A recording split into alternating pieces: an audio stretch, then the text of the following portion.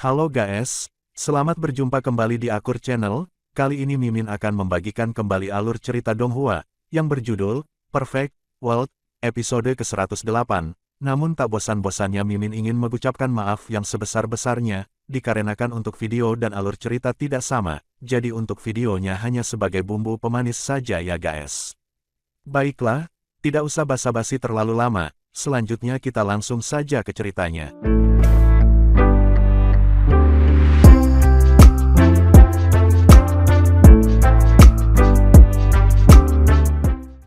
Sebelumnya diceritakan si Hao, yang telah berhasil dibantu leluhur, kakek hantu.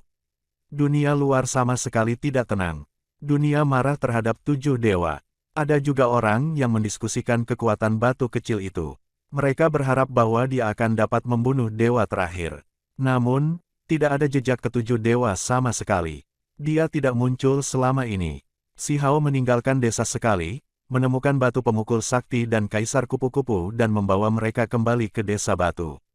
Dia juga membawa beberapa harta surgawi dari negara batu untuk mempersiapkan pertempuran yang akan datang.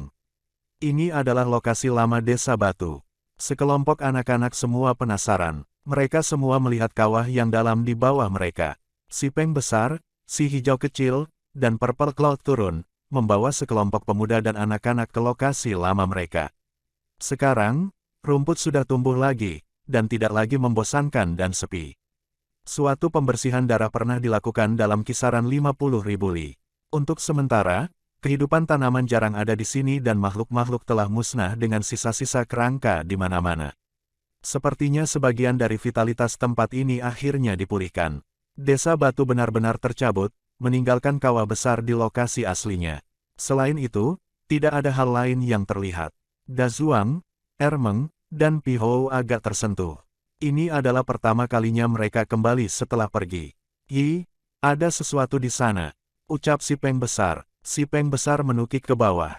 Saat ini, penampilannya jauh berbeda dari elang skala hijau. Sayapnya kuning keemasan, dan itu benar-benar tampak seperti seekor peng, dan itu turun ke lembah, bagaikan seekor burung emas. Si hijau kecil juga turun, menggunakan cakarnya yang tajam untuk menghilangkan bumi. Tengkorak besar muncul yang berkilau dengan kilau emas ungu. Ada juga jenis kekaguman yang tak terlukiskan pada penampilannya. Di dalam rambut panjang tebal si Hao, sedikit cahaya keemasan muncul, kupu-kupu kaisar menari-nari, terbang. Segera setelah itu, ia memasuki kerangka yang tersembunyi di bawah bumi. Ini adalah kerangka sakti. Semua orang tercengang. Si Peng besar, si hijau kecil dan yang lainnya mencabik-cabik bumi, mengungkapkan kerangka besar itu. Panjangnya setidaknya 100 zang. Semua tulangnya berwarna ungu keemasan. Dewa Willow berakar di sini sebelumnya, menggunakan tulang sakti untuk memulihkan sedikit kekuatan saktinya. Itulah sebabnya itu bisa bertahan. Si Hao berkata pada dirinya sendiri. Dia tahu sedikit tentang ini. Saat itu, Dewa Willow mandi dalam puluhan ribu garis petir, sebelum turun dari surga ke-9. Semua vitalitasnya terputus. Meskipun mayat sakti ini tidak dapat dibandingkan dengan Dewa Willow, untuk pohon sekarat, itu masihlah memiliki sejumlah efektivitas. Justru karena berakar di sini, bahwa Dewa Willow menghasilkan cabang Willow tunggal, setelah beristirahat di sini selama lebih dari 10 tahun, memulihkan sedikit vitalitasnya, dan dengan demikian ia dapat bertahan hidup. Kupu-kupu kaisar menari ringan di udara. Itu membawa butiran emas ungu dengan itu, dan terbang ke rambut si Hao. Itu mulai mengunyah zat seperti kristal ini. "Apa ini?" ucap si Hao meletakkannya di telapak tangannya. Itu adalah batu berukuran kuku, yang menyerupai sepotong emas ungu. Itu sedikit transparan dan mengalir dengan kilau lembut.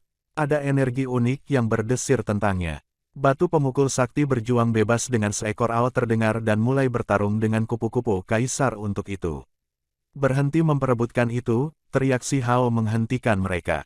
Kemudian, baik batu dan kupu-kupu bergegas ke lubang raksasa bersama. Mereka semua memasuki kerangka besar itu, untuk mencari-cari. King Feng, Ermeng, Pihou dan yang lainnya semua penasaran. Mereka meringkuk bersama untuk melihat. Adapun anak-anak, mereka semua seperti monyet kecil. Setelah melihatnya, mereka bergegas menuruni lembah untuk melihat-lihat. Ini adalah dewa, tubuh yang besar, lebih dari 100 zang, apa yang dimakannya untuk menjadi begitu besar. Seorang anak kecil yang baru berusia beberapa tahun, berbicara dengan suara lembut.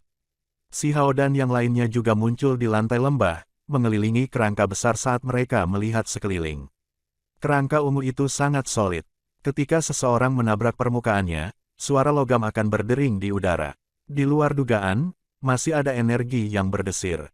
Persis jenis batu apa itu? Si Hao bertanya pada batu pemukul sakti.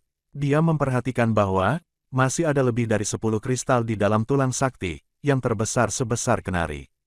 Energi yang mengalir keluar dari mereka cukup mengesankan. Ini adalah kristal sakti, yang hanya dapat tumbuh dengan tingkat dewa tertinggi. Aku tidak pernah menyangka ada surga yang menentang hal ini di sini, kata batu pemukul sakti sambil mengunyahnya. Sayang sekali bahwa sisanya semua adalah sisa-sisa. Kekuatan sakti mereka tidak murni, bukannya berbintik-bintik dan sangat berantakan. Setelah kupu-kupu kaisar dan dirinya sendiri, mengunyahnya beberapa kali, ia tidak lagi berani memasukkannya ke dalam mulutnya lagi, karena selain dari kekuatan sakti, ada juga energi mematikan di kristal-kristal ini. Mereka tidak bisa menyerap semua yang ada di dalam, karena terlalu banyak kotoran. Sudah jelas bahwa, ini adalah hal-hal yang tersisa setelah Dewa Willow menyerap semuanya. Energi suci yang terkandung dalam benda ini sebenarnya cukup menakutkan. Jika itu bisa dimanfaatkan, itu mungkin bisa diubah menjadi senjata pembunuh yang kuat, kata batu pemukul sakti. Bisakah kamu memperbaikinya menjadi senjata yang kuat, berikan pada teman besar untuk digunakan, ucap King Feng karena khawatir untuk si Hao. Aku sebenarnya berpikir, untuk melakukan sesuatu dengan semua ini. Biarkan aku berpikir sebentar, esensi spiritual arwah tingkat tinggi yang sangat besar ini, belum tersebar setelah sekian lama. Seluruh tubuhnya sangat berharga, ucap batu pemukul sakti. Akhirnya, sekelompok anak-anak menjauh dari kawah besar, tidak berani mengganggunya lagi. Mereka semua tahu bahwa, ini sekarang adalah masalah yang sangat penting. Si Hao, Ermeng, Piho dan yang lainnya memimpin yang lain, di sekitar rumah lama mereka, membimbing anak-anak di sekitar wilayah ini. Mereka memperhatikan bahwa beberapa burung ganas, dan binatang buas kembali dan tinggal di sini. Pertempuran terakhir tidak bisa dihindari. Itulah sebabnya si Hao mengunjungi kembali tempat ini, untuk mengingat kenangan indahnya tentang masa lalu, karena takut bahwa, ia tidak akan pernah bisa melihat hal-hal ini lagi. Akhirnya, mereka membawa kerangka ungu besar kembali ke desa batu. Batu pemukul sakti meminta bola berbulu dan si kecil merah, untuk membantu memperbaiki dan menggilingnya. Menggunakan kristal sakti sebagai asal dan kerangka ungu sebagai bahan sakti, kita akan memperbaiki senjata yang hebat. Kemudian, kita akan menerapkan beberapa formasi ke atasnya, untuk membuatnya lebih menakutkan, karena batu pemukul sakti itu penuh percaya diri. Beberapa hari kemudian, di negara kota batu, seorang lelaki tua berjalan agak lambat. Ada irama dan langkah khusus, untuk gerakannya saat dia memasuki kota. Ada banyak orang di jalanan, tetapi meskipun ramai, tubuhnya tidak pernah melakukan kontak dengan orang lain. Dia mengenakan jubah Taoisme kuno. Kulitnya kusut, dan rambutnya berwarna keabu-abuan. Dia tampak agak tua, tetapi matanya masih cerah dan penuh kehidupan. Setelah memasuki kota, dia tidak bergerak terlalu cepat, atau terlalu lambat ketika dia melihat sekeliling kota batu. Segera setelah itu, dia muncul di istana kekaisaran, segera meninggalkan sekelompok penjaga kekaisaran terkejut. Mereka tidak tahu, bagaimana dia memasuki tempat ini. Formasi ini memiliki beberapa dao yang patut diperhatikan. Dia melihat formasi hebat di dalam istana kekaisaran, dan mengangguk. Matanya menyipit saat dia sedikit hati-hati mengamatinya. Dia tidak membunuh siapapun dan hanya berkata, "Di mana kaisar manusiamu? Aku ingin bertemu dengannya untuk membahas beberapa hal." Bahkan jika para penjaga kekaisaran ini tahu di mana desa batu berada, mereka tidak akan mengatakan apa-apa, apalagi kepada seseorang yang tidak mereka kenal sama sekali. Mereka secara alami tidak akan memberikan jawaban kepada orang tua ini. Jadi seperti itu, tetua tidak mengambil tindakan. Dia berbalik dan menghilang dalam sekejap. 1 jam kemudian, dia muncul di dalam sebuah rumah rahasia di dalam kota kekaisaran, dan melihat Peng Nain. "Jangan gugup, aku tidak akan mengambil tindakan. Aku datang ke sini dengan itikat baik dan ingin bertemu kaisar batu kamu." Dia tersenyum ketika berbicara, mengungkapkan ekspresi lembut. Merinding muncul di seluruh tubuh Peng Nain. Dia merasa bahkan jika dia melakukan semua yang dia bisa, dia tidak akan bisa melukai sehelai rambut pun di tubuh individu ini. Berdiri di depan pria tua ini membuatnya merasa seolah-olah dia adalah anak domba yang menatap Hou sejati. Perbedaan di antara mereka terlalu besar. Yang Mulia telah pergi. Bahkan aku tidak tahu di mana dia sekarang. Peng Nain dengan paksa menenangkan dirinya dan berkata, "Begitukah? Maka aku akan menunggunya di kota batu." Sosok tua itu menjadi tidak jelas, menghilang ke udara. Desa Batu. Si Hao melangkah ke altar. Saat ini, semua orang di desa ada di sini, mereka semua membuka mulut mereka, tetapi mereka tidak tahu bagaimana membuatnya tetap tinggal. Semua yang ingin mereka katakan sudah dikatakan. Anak kecil, lindungi tubuhmu dan jangan mati, hidup lebih penting daripada yang lainnya, kata seorang tetua klan. Paman Hao, kami sedang menunggumu, kamu bilang kamu akan membawa kami, untuk mencuri dari sarang Peng bersayap emas yang hebat. Jadi kamu harus kembali hidup-hidup, ucap seorang anak sambil menggosok air mata yang mengalir di matanya. Si Hao tidak ingin melihat adegan pelepasan semacam ini. Dia langsung mengaktifkan lorong, dan menghilang di dalam lorong tersebut. Yang Mulia, seorang penjaga kekaisaran berteriak dengan khawatir. Begitu Si Hao berjalan dari altar istana kekaisaran, dia merasakan energi yang kuat. Ada gelombang energi yang menutupi seluruh ibu kota batu. Ada satu orang yang berkobar seperti matahari kemasan. Orang biasa tidak bisa melihatnya atau merasakan apapun, tetapi dia bisa.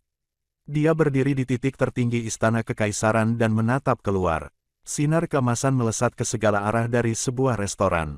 Ada sekitar 20 li yang memisahkan mereka, tetapi mereka merasakan satu sama lain pada saat pertama. Ini adalah reaksi para ahli terhadap aura yang kuat. Altar itu cerah dan berkilau. Si Hao bisa melihat semuanya dengan matanya. Ada seorang tetua dengan api sakti emas, yang berdenyut-denyut di permukaan tubuhnya, yang bersinar seperti matahari emas yang besar. Dia sedang minum sendirian, seolah-olah dia bisa melihat melalui kekosongan, bahkan dengan lebih dari 20 li di antara mereka, dia mengangkat gelasnya ke arah Si Hao, dan mengangguk sebagai salam.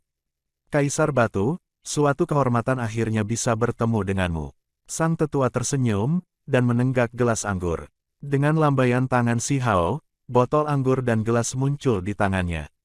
Dia duduk di atas puncak dan juga bersulang, sebelum meminumnya. Bukankah lebih baik minum bersama, bagaimana? Ucap tetua itu berdiri, sambil membawa senyum hangat. Jarak membawa kesan yang menguntungkan. Si Hao menjawab, Kaisar Batu, tidak perlu bertindak sangat hati-hati. Pertemuan di antara kita mungkin tidak harus hidup dan mati, kata sesepuh itu. Dia kemudian memperkenalkan dirinya sebagai Huang Yu, dari Istana Abadi. Istana Abadi adalah warisan kuno yang sangat misterius dan menakutkan. Si Hao hanya bisa mendapatkan sebagian kecil informasi, dari kesadaran tiga dewa yang hancur, tapi itu sudah cukup untuk belajar tentang betapa mengerikannya tempat itu. Aku juga tidak berharap akan ada konflik, dan berharap semuanya bisa diselesaikan dengan hubungan damai. Dia mengangguk dan berkata, teman kecil, apakah kamu bersedia memasuki istana abadi aku? Ucap tetua tersebut. Ketika Si Hao mendengar ini, dia terpana. Dia tidak bisa mengerti mengapa tetua ini mengatakan hal seperti itu. Teman kecil, mungkin kamu tidak tahu banyak tentang istana abadi aku. Jika kamu bergabung, itu pasti tidak akan membawa aib, atau penghinaan bagi bakat dan status alami kamu. Tetua itu tersenyum dan memberikan pengantar sederhana. Istana abadi tidak akan pernah memiliki lebih dari 5 anggota. Ini telah menjadi kasus generasi ke generasi. Namun, mereka sangat menakutkan. Bahkan di alam yang lebih tinggi, tidak ada yang berani memprovokasi mereka. Mereka yang berjalan keluar dari istana abadi, semuanya mewakili makhluk tak terkalahkan yang jarang bertemu, dengan lawan yang layak untuk mereka. Si Hao tergerak. Jika informasi ini benar, maka itu benar-benar tidak dapat dipercaya. Itu terlalu mencengangkan. Dia sangat sadar bahwa ada banyak ras di alam yang lebih tinggi dan bahwa tanah di sana sangat luas dan tak terbatas, yang tahu berapa kali lebih besar dari alam yang lebih rendah. Bakat yang luar biasa, para jenius surgawi dan lainnya bangkit bersama. Itu adalah tempat di mana para dewa berjuang untuk kekuasaan tertinggi. Jika, dalam jenis dunia ini, benar-benar ada warisan yang tidak pernah memiliki, lebih dari 5 anggota pada satu waktu, satu yang sebanding dengan sekte besar dan diketahui tak terkalahkan, orang bisa membayangkan betapa mengerikannya tempat seperti ini. Hubungan seperti apa yang kamu semua miliki dengan Istana Agung? Tanya si Hao. Dari apa yang dia ketahui, Istana Agung memiliki anggota lebih sedikit, dengan hanya ada satu anggota di setiap generasi. Itu adalah tempat yang sangat misterius. Selain itu, ia belajar dari ketiga dewa bahwa ada beberapa hubungan antara kedua kekuatan ini. Hahaha, tetua itu pun terkekeh. Akhirnya, dia mengatakan satu kata, musuh. Si Hao tertegun. Benar-benar tidak terduga. Dia berpikir bahwa dua organisasi misterius ini mungkin berasal dari satu kesamaan, tetapi dia tidak pernah berharap bahwa mereka memiliki hubungan yang berlawanan. Istana Agung juga di alam yang lebih tinggi, hanya setelah jatuh dalam kekalahan yang tak terhitung, pada beberapa tahun yang lalu, mereka melarikan diri ke alam yang lebih rendah. Ucap tetua sambil tersenyum. Si Hao tercengang. Ini benar-benar sulit dipercaya. Rumor mengatakan bahwa Istana Agung memiliki sepotong catatan primordial sejati transendensi. Itu dikenal sebagai kekuatan abadi, dan selama pewaris itu muncul, orang itu tidak akan ada tandingannya, di surga di atas ataupun di bumi di bawah. Bahkan kekuatan yang dikenal sebagai istana tertinggi dikalahkan, lalu apa sebenarnya latar belakang yang dimiliki Istana Abadi? Mungkinkah mereka memiliki sesuatu yang menyaingi karya transendensi? Aku sebelumnya pernah mendengar bahwa teman kecil itu mengaku sebagai satu-satunya pewaris Istana Agung. Benarkah itu masalahnya? Ucap tetua itu tersenyum dan menyipitkan matanya. Si Hao terkejut. Bisakah tetua mengatakan semua ini untuk melihat, apakah dia benar-benar seorang murid dari istana tertinggi? Jika itu yang terjadi, ia secara alami tidak akan bergabung dengan Istana Abadi. Aku memang ingin mendapatkan karya transendensi, tapi sayangnya kesempatan itu tidak pernah muncul dengan sendirinya. Dia menggelengkan kepalanya. Peluang selalu ditemukan secara tidak sengaja. Dengan bakat alami teman kecil itu, aku tidak berharap akan ada hari ketika kamu menjadi pewaris Istana Agung, dan dengan demikian berdiri melawan Istana Abadi aku. Ucap tetua yang terlihat agak baik. Tetua bercanda. Si Hao menatapnya, merasakan gelombang energi jahat yang tersembunyi yang tampaknya bukan milik manusia. Dia harus menjadi sejenis burung ganas atau binatang buas. Namanya Huang Yu, jadi bisakah dia menjadi burung iblis kuno? Si Hao berpikir sendiri sebentar. Dia tidak bisa melihat tubuh lelaki tua ini, tapi dia bisa merasakan sinar matahari keemasan yang bersinar. Dirimu yang terhormat datang dari Istana Abadi, tempat dengan sejarah yang luar biasa, dan memiliki pengaruh besar. Sementara itu, para jenius di alam yang lebih tinggi, muncul dalam jumlah besar, jadi bagaimana bisa orang seperti aku membandingkan? Ucap si Hao bergumam, hanya ada 4 individu hebat di Istana Abadi, jadi apa yang bisa aku hitung? Aku hanya seorang tetua, bagaimana aku bisa memiliki kualifikasi menjadi salah satu anggota Istana Abadi? Kata tetua Huang Yu, aku mendengar diri kamu yang terhormat, mengundang aku ke Istana Abadi sekarang, jadi bagaimana kamu bisa bertindak sangat sederhana sekarang? Ucap si Hao semakin percaya diri bahwa tetua itu sedang menguji dia. Huang Yu tertawa dan berkata, sebagai tetua Istana Abadi, meskipun kultivasi aku kurang, dan aku tidak memiliki bakat alami yang hebat, aku masih mampu melihat potensi. Jika ada bakat luar biasa, yang sangat brilian atau jenius surgawi, maka aku memiliki wewenang untuk membuat laporan, dan mungkin meminta mereka menambahkan kamu ke Istana Abadi. Aku orang yang kurang disiplin. Jika aku memasuki Istana Abadi, aku kemungkinan besar akan melanggar peraturan mereka berulang kali. Ucap si Hao sambil menggelengkan kepalanya. Ini kesempatan. Jika aku membuat laporan, walaupun itu mungkin belum tentu berhasil, ada peluang untuk berhasil. Teman kecil, apakah kamu benar-benar akan menyerah begitu saja? Tanya Huang Yu. Aku harus membiarkan kesempatan ini lewat. Aku hanya ingin menjalani hidup aku dengan damai di alam yang lebih rendah, kata si Hao. Ada keheningan saat kedua belah pihak berhenti berbicara, tetua menuangkan dan minum sendirian, tampak sangat santai dan tenang saat dia melakukannya. Si Hao duduk di atap istana kekaisaran. Ada lebih dari 20 li di antara mereka, ketika berbicara dengan kehendak sakti mereka, tidak ada banyak perbedaan. Tidak ada orang lain yang khawatir. Apa yang diinginkan diri terhormatmu dengan mencari aku keluar? Gumam si Hao. Dia merasa seperti pertempuran, yang kemungkinan besar tidak bisa dihindari. Interaksi yang wajar saja damai. Aku juga tidak ingin mengangkat senjata, tetua itu mengangguk dan minum secangkir alkohol. Sudah lama sejak dia terakhir kali berjalan di dunia manusia, jadi dia cukup menyukai makanan dan minuman biasa. Aku punya 3 syarat. Selama kamu setuju dengan mereka, kamu akan bertindak sebagai kaisar manusia, dan aku akan mencari peluang alami aku.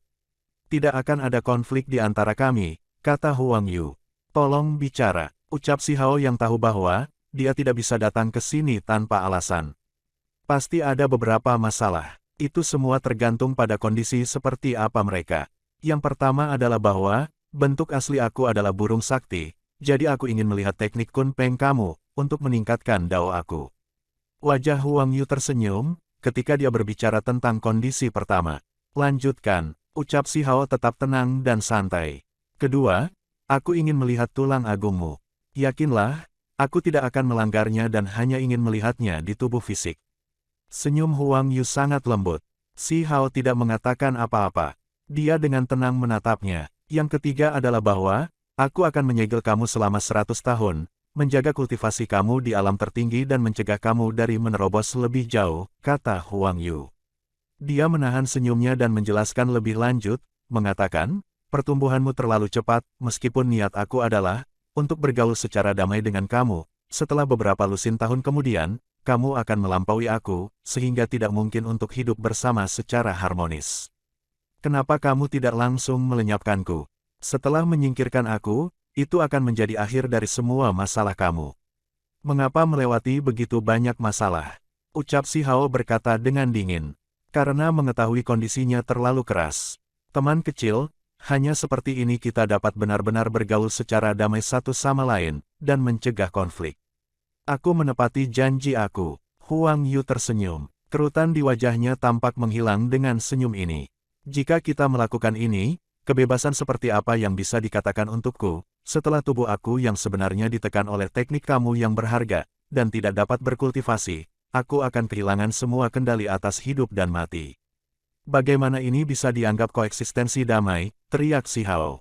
Ini adalah satu-satunya cara untuk menghindari pertempuran sengit. Percayalah, melakukan hal-hal seperti ini akan bermanfaat bagi aku dan kamu, kata Huang Yu. Aku tidak melihat bagaimana itu bermanfaat bagi aku.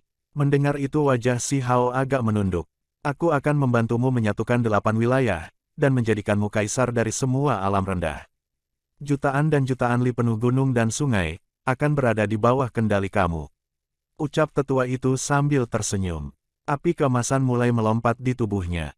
Lalu, si Hao dengan dingin bertanya, lalu, kamu dan aku akan bergandengan tangan, untuk mencari peluang alami besar dari alam bawah bersama-sama, misalnya, aula tertinggi yang kamu minati, kita bisa memasukinya bersama, kata sesepuh itu.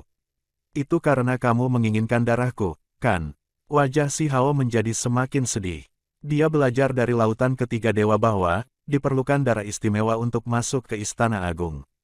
Semua kerutan di wajah Huang Yu menghilang, seolah-olah ia segera menjadi lebih dari 10 tahun lebih muda. Dia memiliki senyum hangat di wajahnya ketika dia berkata, ini adalah situasi yang saling menguntungkan. Kamu meninggalkanku tanpa pilihan, selain bertarung dengan kondisimu. Si Hao berkata sambil menghela nafas. Dia mengangkat suaranya dan berkata, apakah kamu pikir aku akan pasrah dengan nasib aku, dan membiarkan kamu memanipulasi aku, seperti yang kamu inginkan? Anak muda, orang harus berpikir sebelum bertindak. Tidak ada obat untuk penyesalan di dunia ini. Ada beberapa hal yang pernah dilakukan, tidak dapat diurungkan. Ucap tetua tersebut dengan tenang berkata, kamu memegangi leherku dan siap untuk membantaiku, namun kamu masih menyuruhku untuk mempertimbangkan kembali. Jika posisi kami dipertukarkan, pilihan apa yang akan kamu buat? Teriak si Hao, ini adalah dunia di mana yang kuat memiliki hak untuk berbicara. Tidak banyak gunanya memikirkan situasi, biarkan aku menawarkan kamu nasihat. Jangan mencoba bertarung, atau kamu tidak akan memiliki kesempatan sedikit pun. Senyum Huang Yu tidak memudar sedikit pun, tetapi nada bicaranya menjadi jauh lebih berat. Kamu yakin dengan dirimu sendiri? Ucap si Hao sambil berdiri. Meskipun ada lebih dari 20 li di antara mereka, dia masih memancarkan niat pertempuran yang kuat. Aku sudah tua, jadi aku tidak lagi berani seperti sebelumnya. Aku mengunjungi paviliun mending surgawi, berkunjung ke Laut Utara, dan bahkan melakukan perjalanan mengelilingi bagian luar dunia makam barat, memahami beberapa hal sebagai hasilnya. Aku seharusnya bisa menangkapmu. Mendengar itu Si Hao terdiam, tetua ini benar-benar berhati-hati. Demi seorang pembudidaya kecil seperti dirinya, dia sebenarnya bijaksana, menyelidiki segala sesuatu dengan cermat. Kamu adalah yang terkuat dari yang turun dari alam yang lebih tinggi. Tanya Si Hao, ada beberapa yang lebih kuat dari aku, tetapi mereka semua mati saat melintasi alam. Meskipun para master sekte dari alam yang lebih tinggi, berhasil menentang kehendak surga, tingkat upaya mereka masih terbatas, kata sesepuh itu. Namun, pada akhirnya, dia adalah individu paling kuat dari 7 yang selamat. Si Hao naik ke udara, meninggalkan ibu kota batu dan bergegas menuju pegunungan yang jauh. Dia tidak mau secara tidak sengaja membahayakan kota besar ini karena kecelakaan. Teman kecil, aku masih menyarankan kamu untuk mempertimbangkan kembali dengan cermat. Bahkan jika kamu tidak perlu mempertimbangkan kembali untuk diri sendiri, kamu masih perlu memikirkan orang-orang biasa di ibu kota batu. Ucap tetua berkata dengan tenang, mengikuti di belakangnya dengan kecepatan, yang tidak terlalu cepat atau terlalu lambat. Kamu mengancam aku. Mata Si Hao merilis cahaya sakti. Dia berdiri di atas barisan gunung. Itu tidak bisa dianggap sebagai ancaman. Yang lama ini awalnya adalah burung yang ganas, dan pada tahun-tahun awal aku telah melepaskan pembantaian sebelumnya, untuk memuaskan hasrat aku akan makanan enak, melahap beberapa makhluk. Setelah bertahun-tahun, aku selalu menahan diri, menjadi lebih sadar setelah menjadi pelayan lama Istana Abadi. Namun, sekarang setelah aku melintasi dunia, aku merasa mungkin cocok untuk melepaskan beberapa naluri, dan sedikit bersenang-senang. Tetua berbicara, dia membuka mulutnya, dan muncul pusaran emas, yang melahap esensi spiritual dari segala arah. Teriakan alarm dan ketakutan segera terdengar, dari kota kecil beberapa puluh li keluar. Seseorang dapat dengan jelas melihat sosok-sosok tersapu ke langit satu demi satu, dengan cepat terbang ke sini. Dalam sekejap mata, beberapa ratus sosok memasuki pusaran emas dan menghilang ke dalam mulutnya, menghilang tanpa jejak. Kamu, ucap Si Hao dengan sangat marah, tetua ini terlihat lembut dan lemah, tetapi dia sebenarnya adalah karakter yang sangat galak dan tegas, yang bertindak tanpa pengekangan. Rasa daging manusia benar-benar tidak buruk. Rasanya benar-benar layak untuk dipertimbangkan. Dia menyeka sedikit darah dari sudut bibirnya, dengan cara yang terlihat agak menyeramkan. Dia jelas seorang lelaki tua dengan jubah Tao, yang menutupi tubuhnya, dan di wajahnya ada senyum ramah dan baik hati, tetapi dia baru saja makan lebih dari 100 orang. Kamu adalah burung yang keji, keji dan keji. Bahkan jika aku tidak menyingkirkan kamu hari ini, akan ada hari ketika seseorang akan menghakimi keberadaan kamu. Ucap Si Hao dengan marah, namun wajahnya terlihat menjadi sedih. Apa yang kamu katakan? Apakah kamu bersikeras bertarung melawan aku? Ucap Huang Yu sambil membawa senyum tipis. Wajahnya juga agak dingin ketika dia berkata, anak muda, jika kamu bertindak begitu terburu-buru, hidupmu kemungkinan akan berakhir menjadi sangat singkat. Datang dan bertarunglah, ucap Si Hao menunjuk tombak besar padanya, dan kemudian dia terbang ke arah pegunungan yang lebih jauh, menghindari tempat-tempat dengan tanda-tanda kehidupan, untuk menghindari melukai orang yang tidak bersalah. Karena kamu sangat tidak sabar untuk melanjutkannya, orang tua ini hanya bisa menemanimu dalam pertempuran. Namun, kamu harus lupa tentang membawa aku ke dunia makam barat, dan jangan mencoba melarikan diri sepanjang waktu, atau yang lama ini mungkin langsung berbalik ke negara batu, dan makan 1000 atau lebih orang pertama, kemudian pergi ke Gunung Abadi untuk mengunjungi orang tua dan saudaramu. Suara tetua itu agak biasa, seolah-olah dia hanya berbicara tentang beberapa hal yang sepele. Namun, ada sedikit darah yang bisa dirasakan merembes keluar darinya. Kamu benar-benar iblis, ucap Si Hao sambil berkelok-kelok melewati langit, dengan cepat melewati beberapa ribu li dan tiba di daerah terpencil yang luas, sebelum berhenti. Wilayah gunung ini sangat luas. Punggungan gunung muncul dalam jumlah besar, dan puncak-puncak yang tinggi beristirahat berdampingan. Pohon-pohon kuno menjulang tinggi. Huang Yu tiba di tempat ini dengan kecepatan yang tidak cepat atau lambat. Dia berkata, karena kamu ingin bertarung, maka kurasa aku akan memuaskan keinginan salah satu individu hebat di alam yang lebih tinggi dan menebasmu. Itu hal lama dari dunia bawah. Ucap Si Hao sambil tertawa dingin. Huang Yu menggelengkan kepalanya dan berkata, tidak, Istana Abadi aku tidak pernah peduli tentang pikiran orang lain. Ini adalah individu yang luar biasa muda dari permintaan istana. Dia tidak jauh lebih tua dari dirimu. Aku tidak ingat pernah menyinggung siapapun dari Istana Abadi, kata si Hao dengan suara dingin. Dia benar-benar agak bingung. Sosok besar ini melakukan perjalanan keluar untuk mengasah dirinya sendiri. Dia pernah diundang ke Sekte Mending Surgawi, dan di bawah permintaan tokoh besar dan orang lain di sana, dia menyerahkan gulungan teks kuno kepada mereka. Kemudian, gulungan kitab suci, diam-diam diturunkan ke alam yang lebih rendah, dan diperoleh oleh Peri Yue Chan. Dia ingin menumbuhkan pemisahan tubuh utama dan tubuh kedua, dan sejak saat itu menjadi tidak dapat diraih. Tidak diketahui apakah dia berhasil atau tidak. Baru-baru ini, ada beberapa informasi yang dikirim ke alam yang lebih tinggi, dan tampaknya Peri Yue Chan menentang kamu. Desas-desus ini membuat sosok besar muda di istana agak tidak bahagia, kata Huang Yu. Itu bukan urusannya, sialan, ucap si Hao memarahi. Sekte Mending Surgawi menawarkan untuk mengembangkan hubungan persahabatan dengan kami, dan latar belakang Peri Yue Chan juga luar biasa. Seseorang yang menghasilkan banyak fenomena, tidak teratur sejak kelahirannya. Pasti ada takdir besar yang menantinya, keberadaan keberuntungan alami yang besar. Di masa depan, dia mungkin menjadi pendamping Dao dari sosok hebat klan aku. Ketika dia mendengar desas-desus ini, dia secara alami menjadi sangat tidak bahagia, meminta aku untuk melenyapkanmu di sepanjang jalan, kata Huang Yu, senyumnya perlahan-lahan menjadi lebih dingin. Menjadi tidak bahagia? Dengan santai melenyapkanku, yang disebut sosok hebat muda itu benar-benar terlihat agak ceroboh. Ia sombong sampai ekstrim. Apakah dia benar-benar berpikir Istana Abadi mendominasi dunia? Ucap si Hao meraung. Setidaknya, bagi kebanyakan orang, Istana Abadi adalah tempat yang dapat mendominasi dunia. Huang Yu terus berbicara perlahan. Suaranya terdengar sopan, dan senyum lembut menempel di wajahnya. Ketika dia mencapai hutan belantara yang luas, si Hao tidak lagi mundur atau melarikan diri. Hanya ada pertempuran yang tersisa. Tidak ada cara untuk menghindarinya. Sekarang aku benar-benar berharap bisa menjadi pewaris tunggal Hall. Kemudian, suatu hari, aku akan berjuang untuk masuk ke alam yang lebih tinggi, dan menjungkirbalikkan apa yang disebut Istana Abadi tirani kamu. Ucap si Hao, makhluk alam yang lebih tinggi menggertak orang lain terlalu jauh. Istana Abadi ini terutama sombong, dengan santai memerintahkan tetua untuk turun ke alam yang lebih rendah, untuk membunuhnya. Dia terlalu sombong. Baiklah, mari kita bertarung di sini saja.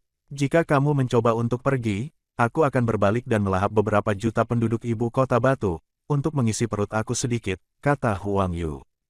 Tubuhnya tertutup jubah Taoisme kuno yang berkibar-kibar ditiup angin. Rambut putih abu-abunya bertebaran di depannya. Senyum di wajahnya berubah dingin, ketika dia berdiri di sana dengan tangan di belakang punggungnya. Dia akan berurusan dengan si Hao di sini. Serahkan hidupmu, ucap si Hao meraung keras. Dia harus mengalahkan tetua ini, kalau tidak ayahnya, ibu, teman-teman, dan semua ibu kota batu akan dalam bahaya. Orang-orang Istana Abadi bertindak tanpa keraguan sedikitpun, karena mereka terlalu kuat, tidak takut akan pembalasan dari orang lain. Di tangannya, negara yang menekan tombak sakti bersinar. Skema warnanya adalah hitam gelap yang beralih ke warna emas.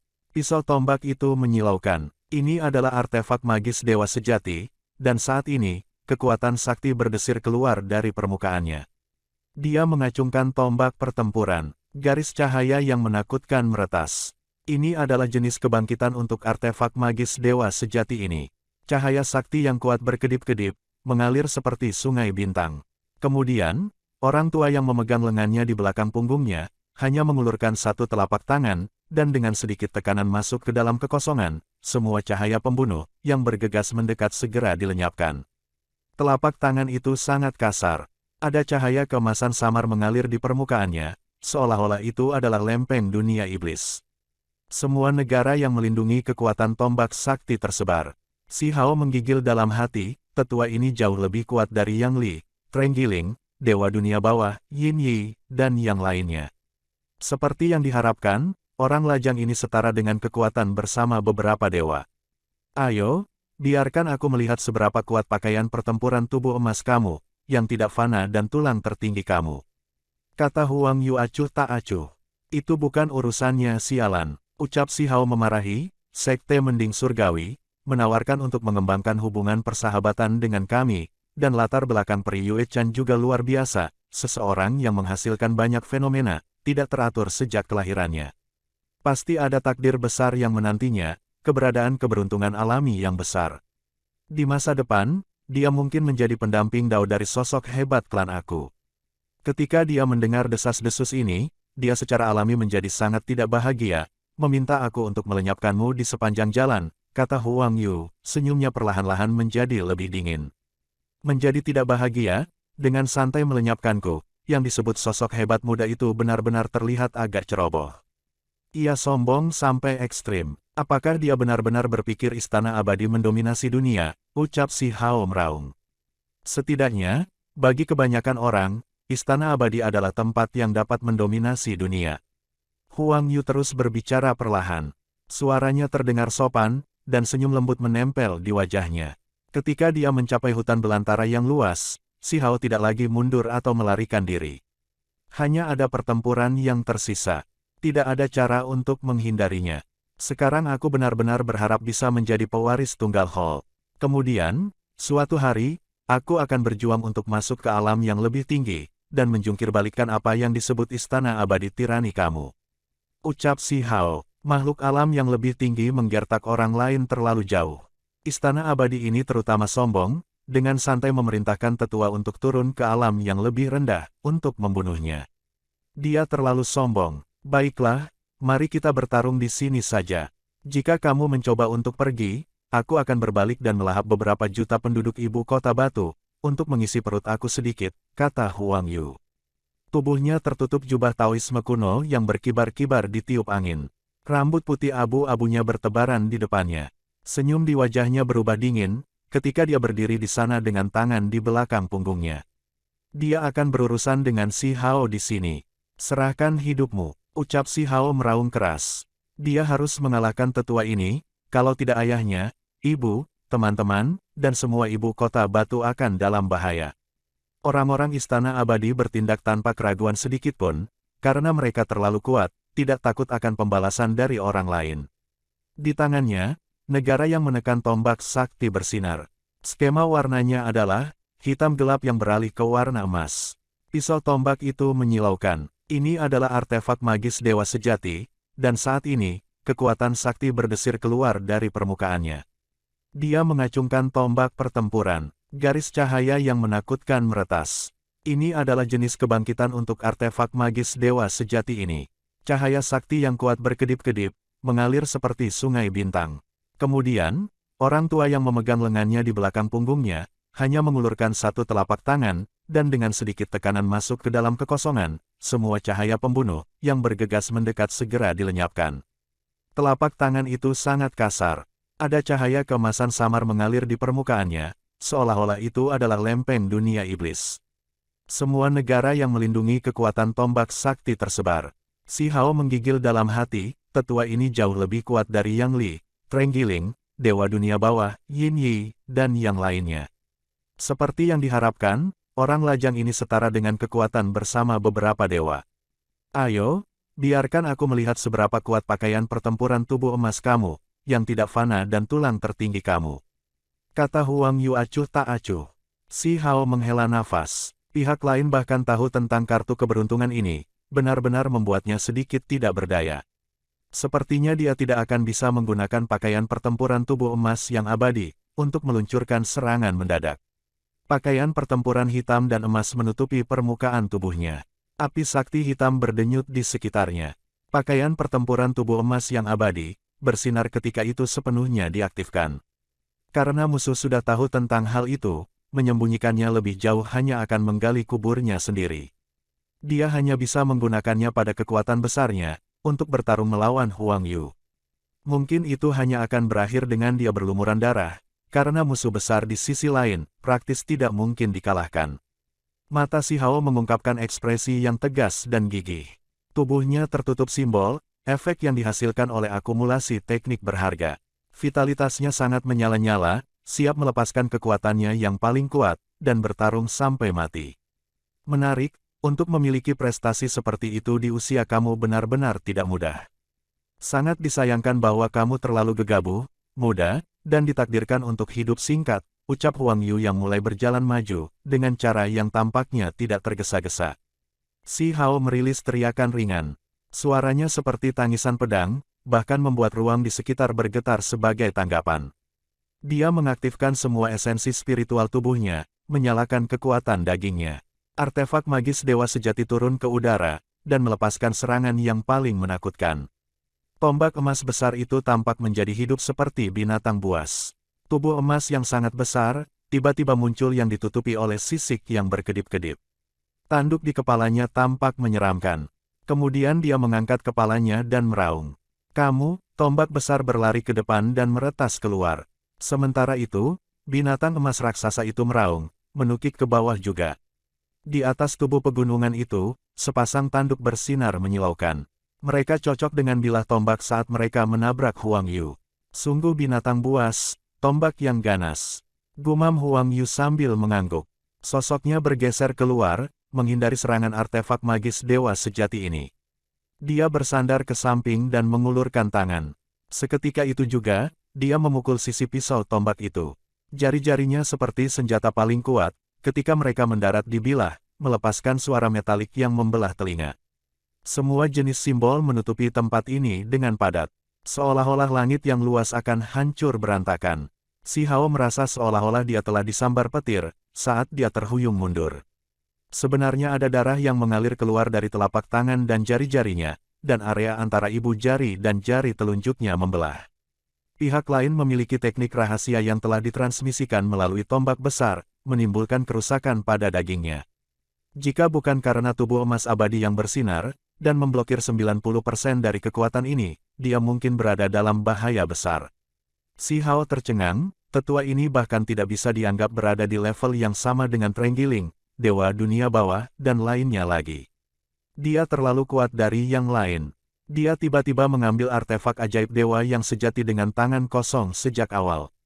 Bagaimana si Hao bahkan bisa melawannya? Tiba-tiba, dia melihat ada cincin di ibu jari Huang Yu. Itu mengalir dengan cahaya sekarang, mengulurkan tangannya dengan beberapa jenis kilau misterius. "Kamu meminjam kekuatan artefak magis," ucap si Hao melepaskan napas tertahan. Jika pihak lain benar-benar mengambil artefak ajaib dewa yang sejati dengan tangan kosong, maka tidak perlu untuk terus bertarung sama sekali. Perbedaan di antara mereka benar-benar akan terlalu besar. Aku sudah tua, dan tidak lagi seberani sebelumnya. Bahkan jika aku bisa menggunakan tubuh aku untuk mengambil artefak ajaib dewa sejati, aku masih tidak akan mencobanya sendiri. Huang Yu tersenyum. Semua kerutan di wajahnya merosot turun ke bawah. Segera setelah itu, niat membunuh melonjak seperti lautan. Dia meletus dengan kekuatan besar, tubuhnya berubah menjadi seberkas cahaya yang mengalir, saat dia menukik untuk menyerang dengan kekuatan penuh. Pertarungan hidup dan mati yang sebenarnya, tidak memberikan waktu bagi kedua belah pihak, untuk mengambil napas, juga tidak akan ada kata-kata yang tidak perlu. Begitu dimulai, langit dan bumi akan runtuh. Si Hao merilis auman panjang. Pedang patah melayang di sekitarnya, dan pedang ajaib emas naik. Mereka berdua bergerak di sekelilingnya. Dia sendiri bahkan lebih meletus dengan kekuatan terbesar. Batang-batang rumput yang hijau dan subur, berakar dalam kekosongan satu demi satu. Pada saat ini, mereka semua melepaskan surga yang dipenuhi sinar. Satu batang rumput setara dengan pedang sakti. Mereka melesat melewati langit. Semua energi pedang bergegas menuju langit. Mereka menyilaukan secara tidak normal. Energi pedang tak berujung mengalir ke langit di sekitar si Hao, membuatnya tampak seperti Phoenix sejati, yang terlahir kembali yang menyebarkan semua bulunya. Itu adalah pemandangan yang sangat luar biasa dan sakti. Huang Yu dibantai. Begitu dia memasuki area ini, dia tenggelam di bawah energi pedang yang tak ada habisnya. Namun, tetua yang datang dari istana abadi itu tak terbayangkan cepat. Seperti hantu, ia berkedip-kedip masuk dan keluar dari keberadaan beberapa lusin kali, terus-menerus mengubah posisinya untuk menghindari cahaya pedang, dan membantai ke depan. Bentuk aslinya tanpa ragu adalah burung ganas yang memiliki kecepatan ekstrim. Inilah mengapa sangat cepat, melenyapkan, ucap tetua itu mengeluarkan teriakan pendek.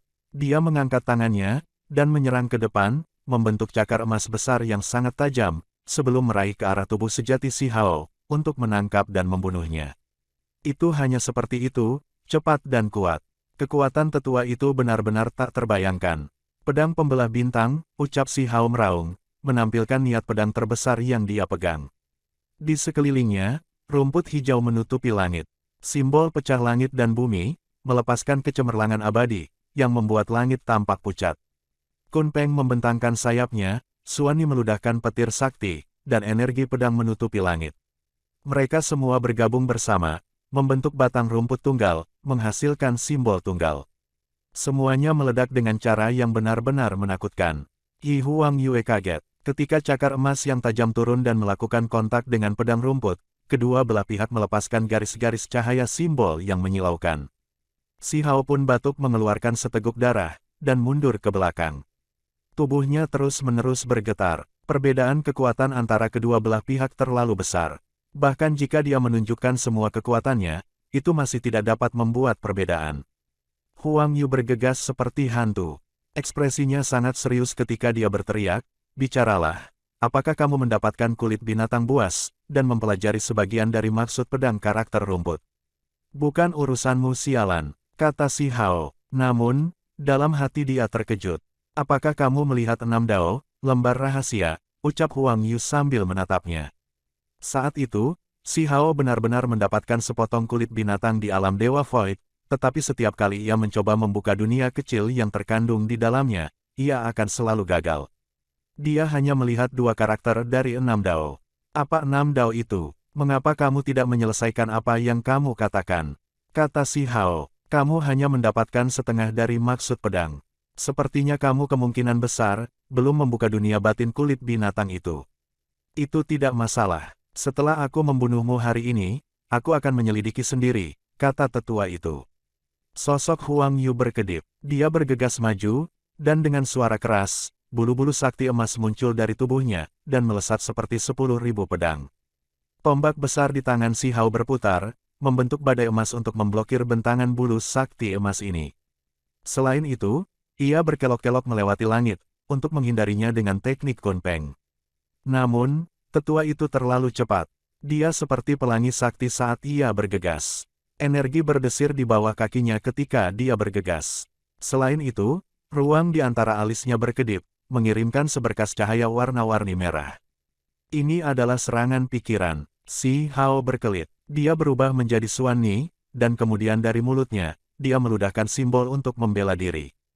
Petir segera menutupi langit. Petir pun berguling, menghancurkan kehendak sakti sesepuh itu. "Anak muda, kamu pasti akan membayar harga untuk kecerobohan kamu," kata tetua itu dengan dingin. Lengannya bergerak, dan benar-benar berubah menjadi sepasang sayap emas. Mereka seperti 2 pedang sakti, saat mereka meretas petir dan bergegas untuk menebas Si Hao. Dia adalah burung yang ganas. Sebagian dari tubuh aslinya terungkap. Dia sangat ganas dan memiliki kekuatan luar biasa. Suara guntur bergemuruh di udara. Itu benar-benar kuat, cukup untuk meledakkan makhluk level yang sama, menjadi arang yang hangus, tapi Huang Yu terlalu kuat. Dia adalah level yang lebih tinggi dan sulit dikalahkan. Sayap sakti merosot ke bawah dan energi pedang bergegas menuju tubuhnya Si Hao. Si Hao segera merasa seolah-olah dia telah diiris. Dia memindahkan sayap Kun Peng, dan langsung bergegas beberapa lusin li ke surga. Baru saat itulah dia menghindari serangan ini. Ketika dia berbalik, dia menemukan bahwa tetua itu terlalu cepat. Dia mengikuti dari belakang, dan hendak menyerangnya lagi. Dia benar-benar layak menjadi burung iblis purba, jauh melampaui makhluk lain di alam budidayanya. Mata Si Hao bersinar dengan cahaya dingin. Dia dengan cepat membalikkan tubuhnya, bergegas ke bawah untuk melawan kepala yang lebih tua. Mungkin dia hanya bisa menggunakan tulang wujudnya yang tertinggi sekarang. Mata Huang Yu melepaskan sinar dingin. Dia dengan cepat berbalik, dan ketika masih ada jarak yang ditentukan di antara mereka, dia menunjukkan teknik yang berharga.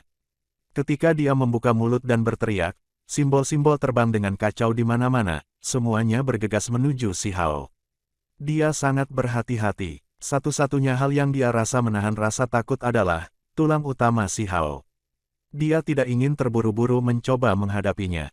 Tidak bagus. Alis Huang Yu melonjak. Dia merasakan rasa bahaya turun. Matanya berkedip saat dia melihat sekeliling. Dia menemukan bahwa ada beberapa potongan tulang simbolis ungu di kekosongan. Mereka telah bersembunyi di kekosongan sebelumnya, jadi ketika dia bergegas melewatinya, dia tidak memperhatikan mereka. Baru sekarang dia menyadari keberadaan mereka. Kristal sakti tingkat tinggi terkondensasi menjadi tulang sakti, itu disempurnakan menjadi senjata pembunuh yang hebat. Pikirannya melompat dengan gila, ketika dia dengan cepat bergegas ke samping. Namun, jelas sudah terlambat. Ini adalah apa yang diatur Si Hao setelah dia melarikan diri, menempatkan mereka dalam kehampaan. Mereka sekarang benar-benar meledak. Tempat ini meledak. Ruang itu sendiri mulai terdistorsi, dan bagian-bagian langit menjadi tidak jelas. Huang Yu tepat di pusat semua itu, jadi dia secara alami menderita serangan paling menakutkan. Si Hao mengeluarkan mata ganda. Dia mengintip melalui kekosongan, menyaksikan pemandangan jubah Taoisme, yang menutupi seluruh tubuh Huang Yu, hancur di bawah badai besar dan tubuhnya meneteskan darah. Namun, dia tidak mati sama sekali. Mungkin tidak ada luka yang bisa disebut luka serius. Gumam Si Hao, hanya sekali saja membunuh senjata Dao. Jika kamu berpikir itu bisa membunuh aku, kamu terlalu kekanak-kanakan. Itu bahkan tidak bisa melukai aku, terdengar suara Huang Yu yang sedingin es. Si Hao menarik napas dari udara dingin. Tanpa menunggu sepersekian detik, dia mengandalkan mata ganda, untuk melihat melalui badai energi. Dia bergegas masuk dari samping, untuk menghadapi Huang Yu. Pada saat ini, dadanya bersinar, menggunakan tulang tingkat tertinggi. Ini mungkin satu-satunya kesempatan. Dia akan bergerak selama kekacauan. Dan, adegan ini pun, mengakhiri perjumpaan kita kali ini. Terima kasih kepada semua subscriber Akur Channel, yang sudah menyimak sampai dengan akhir ceritanya. Semoga semuanya diberikan kesehatan dan kebahagiaan, dan ketabahan, juga diberikan selalu rezeki yang berlimpah, untuk bekal dunia dan akhirat. Amin. Sampai jumpa di episode selanjutnya ya guys. Terima kasih.